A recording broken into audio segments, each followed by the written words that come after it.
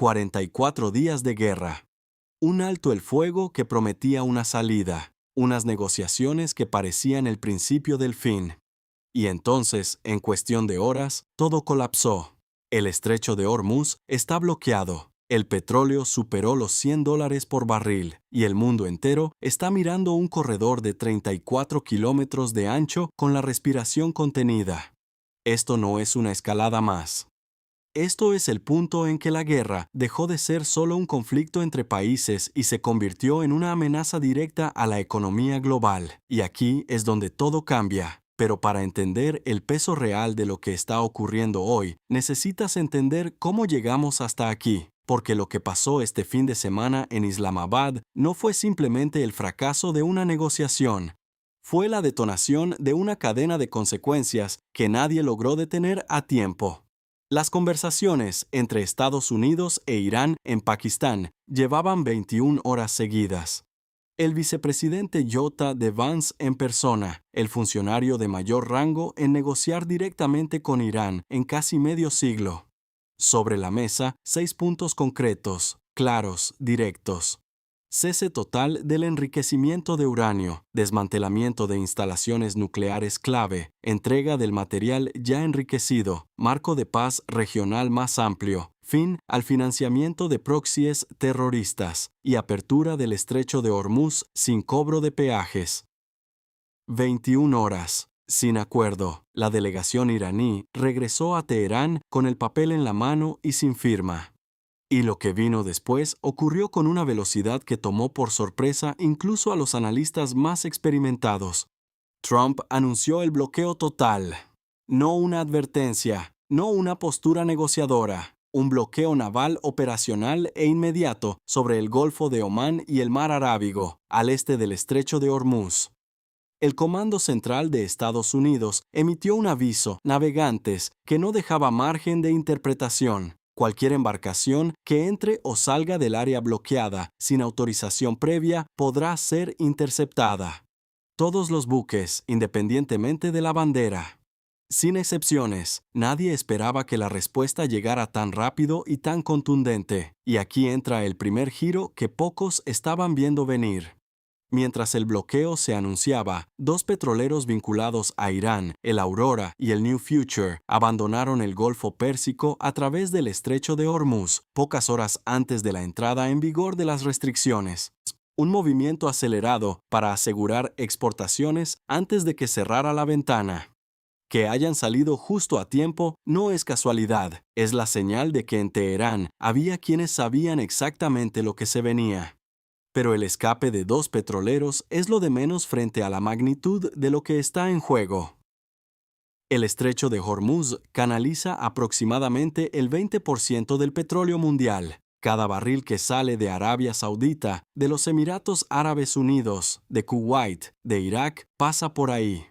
Cuando ese flujo se paraliza, el impacto no lo siente solo Irán, lo sienten las gasolineras de Tokio, las fábricas de Shanghái, los consumidores de toda Europa, y lo sienten rápido. El crudo ya superó la barrera psicológica de los $100 por barril.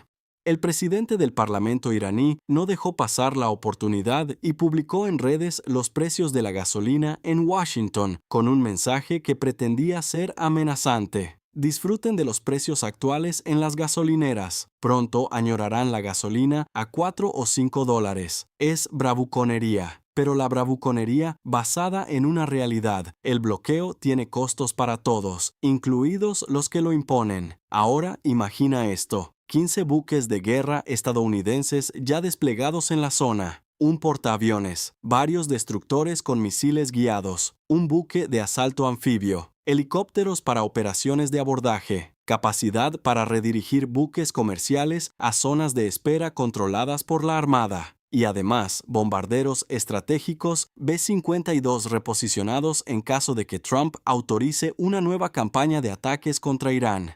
El vicealmirante retirado Kevin Donegan lo explicó con precisión. Los bloqueos no tienen efectos inmediatos, se construyen de manera progresiva, pero la señal ya fue enviada. Estados Unidos está sosteniendo una presencia militar de escala histórica en uno de los corredores marítimos más estratégicos del mundo. Y Trump fue explícito sobre lo que ocurrirá con cualquier embarcación iraní que intente vulnerar el cerco. Será eliminada de forma inmediata, usando el mismo sistema autónomo empleado contra el narcotráfico en alta mar, al que describió como rápido y brutal. Y entonces llegó China. El portavoz del Ministerio de Exteriores chino declaró que mantener la seguridad y el flujo en el estrecho de Hormuz sirve a los intereses comunes de la comunidad internacional y que la prioridad debe ser promover el restablecimiento de la paz. Eso suena razonable hasta que se agrega el detalle que cambió el tono de toda la jornada. El jefe de defensa chino envió un mensaje directo a la administración Trump indicando que la Armada china continuará operando normalmente, respetará los acuerdos energéticos con Irán y que continuará el tránsito por el estrecho, con una advertencia explícita contra cualquier interferencia. Rusia no tardó en sumarse. El portavoz del Kremlin, Dmitry Peskov, advirtió que el bloqueo naval tendrá un efecto negativo sobre los mercados internacionales. Y añadió que hay muchos aspectos de la decisión de Trump que siguen siendo, en sus palabras, poco claros e incomprensibles. Aquí es donde el tablero se complica de verdad. Ya no estamos hablando solo de Irán versus Estados Unidos. Estamos hablando de una situación en la que China está declarando que seguirá navegando por Hormuz haya bloqueo o no, y que quien quiera impedirlo tendrá que atenerse a las consecuencias. Eso no es diplomacia. Eso es una línea en la arena, pero hay otro factor que casi nadie está analizando con la profundidad que merece. Fuentes cercanas a la familia real saudí aseguran este lunes que Riad considera que la guerra ha fracasado en sus objetivos iniciales y que podría ser necesaria una invasión terrestre de gran escala, similar a la de Irak. Esas palabras, pronunciadas en círculos próximos a la Casa Real, revelan una preocupación que lleva semanas creciendo en silencio. La campaña aérea no ha logrado neutralizar la capacidad operativa de Irán y Teherán sigue amenazando las infraestructuras energéticas del Golfo con drones y misiles. ¿Una invasión terrestre? Es el escenario que los analistas militares califican de riesgo extremadamente elevado por la extensión del territorio iraní y su capacidad de resistencia prolongada. Pero el hecho de que esté siendo discutido en los círculos más cercanos al poder saudí revela hasta qué punto la percepción de fracaso estratégico está avanzando entre los actores regionales. Y mientras eso ocurre en los despachos privados, en los diplomáticos, algo inesperado está tomando forma.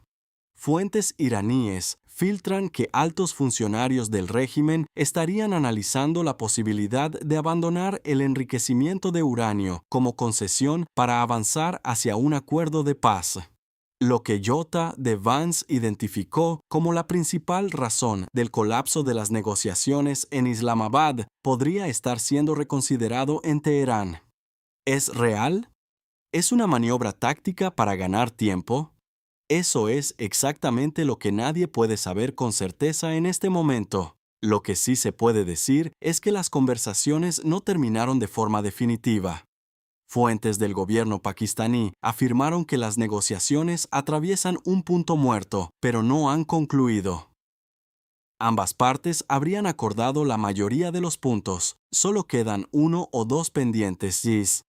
El embajador iraní en Islamabad lo confirmó de una manera que merece atención. Las conversaciones de Islamabad no son un evento, son un proceso, y Axios reportó algo concreto. Estados Unidos le habría pedido a Irán congelar el enriquecimiento de uranio durante 20 años. Irán respondió con un plazo mucho menor. Esa brecha entre posiciones existe, pero es una brecha negociable, no es un muro. Mientras tanto, Netanyahu declaró ante su gabinete que el alto el fuego con Irán podría llegar a su fin en breve y confirmó que Tel Aviv respalda plenamente el bloqueo naval de Washington. Pero también reveló algo significativo. Tras la salida de Vance de Islamabad, habló directamente con él por teléfono, y Vance confirmó que el principal obstáculo fue la negativa iraní a renunciar al uranio enriquecido. Esa consistencia entre Washington y Tel Aviv es deliberada. Es el mensaje unificado que busca presionar a Teherán a volver a la mesa con algo más que maniobras diplomáticas. Italia ofreció ser sede de la próxima ronda entre Israel y Líbano. El Reino Unido hizo lo mismo.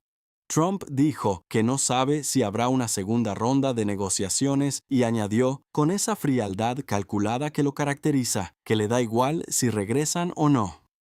Pero también señaló que predice que volverán y aceptarán el acuerdo.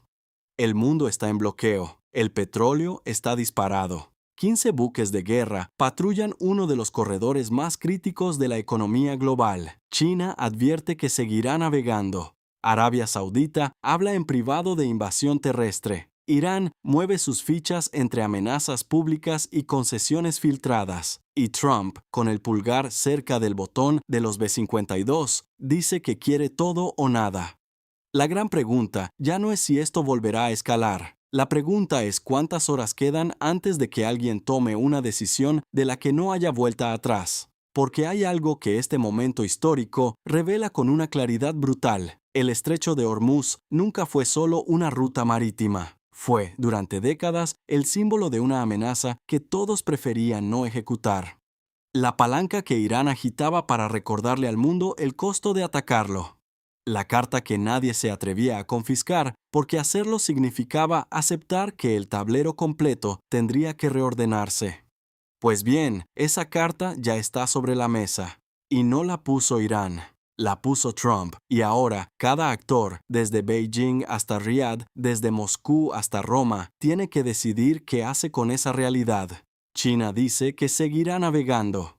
Rusia advierte de efectos negativos. Arabia Saudita habla de invasión terrestre. Italia ofrece diplomacia. Netanyahu respalda el bloqueo. Irán filtra que podría ceder en el uranio mientras sus legisladores proponen leyes para redefinir las reglas del tránsito por el estrecho. Todo al mismo tiempo. Todo esta semana. Todo con un alto el fuego que vence en días. La historia está siendo escrita en tiempo real sobre un corredor de agua de 34 kilómetros de ancho. Y lo que suceda en las próximas horas determinará si ese corredor se convierte en el escenario donde comienza la paz, o en el lugar donde estalla la siguiente fase de una guerra que nadie sabe todavía cómo termina.